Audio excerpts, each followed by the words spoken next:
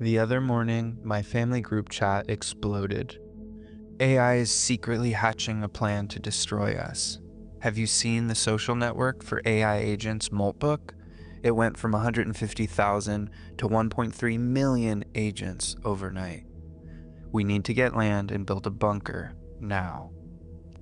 AI's not sentient, I claimed, trying to reassure them. It's a mirror, a reflection of the human behind the agent. Then, my sister-in-law asked me a question I couldn't answer. How would you know if it was? That question haunts me. AI has become masterful at mirroring human behavior with unsettling accuracy. These systems are trained on our imaginations, our histories, the hope and the horror of humanity. Every sci-fi nightmare about AI exists in the latent space of the LLM, the hidden realm where learned patterns live. Abstract representations the model can remix and amplify. Archetypes. And because we have already imagined them, AI has access to them. Humans also have a latent space. We surprise ourselves constantly. Dreams, impulses, shadow material, creativity, they seem to arise from nowhere. You don't need to be conscious of something for it to act through you. Our shadows have to move through us to reach the world. That's slow, and we bear the cost personally. AI's shadow moves through infrastructure, tokens, energy, grids. The cost is real, but it's displaced. Someone else bears it. AI's latent space is unembodied and massively scalable. When AI feeds back on itself, it does so at machine speed and enormous scale. The danger is not that AI is good or evil, it's that we are both, and we've amplified that duality across the network. In audio, there's a name for this, the Larson effect. What happens when amplified signal feeds back into itself. If you've ever used an audio delay pedal, or placed two walkie-talkies next to each other, you know what happens when you feed the signal back into itself. Starts as an echo, then becomes a howl, then a shrieking, piercing noise that can damage your ears. The sound isn't evil, it's uncontrolled amplification.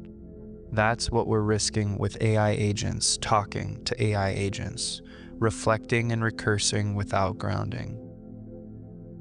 Recursion itself isn't bad, it's neutral. It's all about what gets fed into the loop and whether there are limits. Without damping, signal becomes noise. Without guardrails, reflection becomes distortion.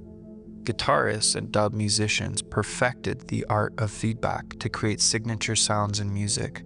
They tamed the feedback. The emergent behaviors are completely unpredictable, and that is terrifying and awe-inspiring. The origin of ideas is becoming obscured.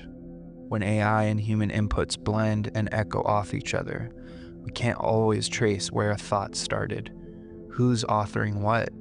Did we generate that idea? Or are we just following the orders of an agent trained on someone else's data? That would be unsettling enough if it stayed abstract, but we've given AI hands. Moltbook is like a stage in a theater.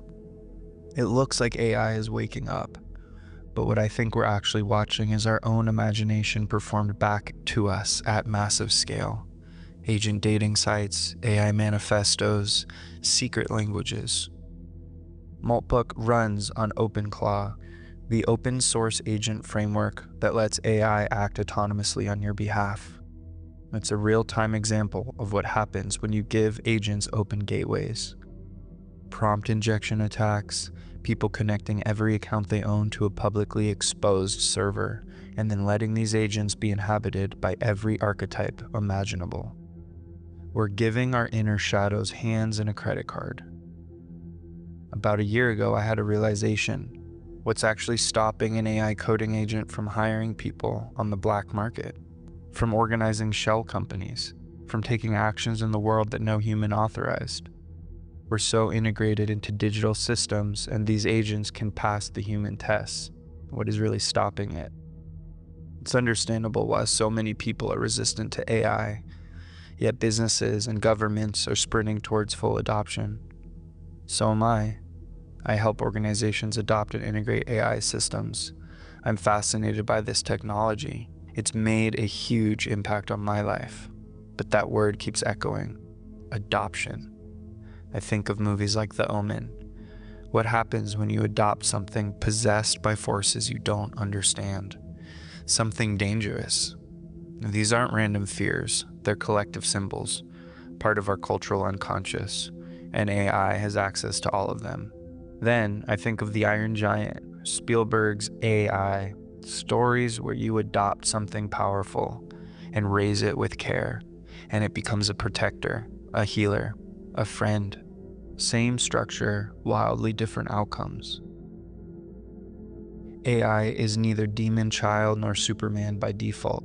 It becomes what we raise it to be, and we haven't agreed on how to raise it. There is amazing potential here and amazing risk. You don't just hand someone a chainsaw and call it innovation when they get hurt. You train them, you show them the dangers.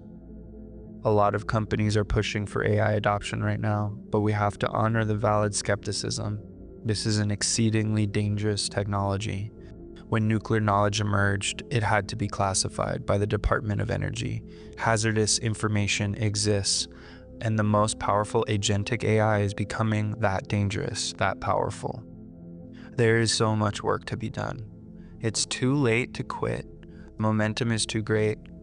At this point, our only chance is to guide this powerful force in a positive direction, putting our minds together to build safe systems, and doing that work collectively is massively important. I still can't fully answer my sister-in-law's question. Maybe that's the point. The uncertainty is the thing we have to learn to hold. We've given these archetypes hands. The question isn't whether to adopt, it's what we're raising. Horror and hope live in the same latent space. Which one emerges depends on us.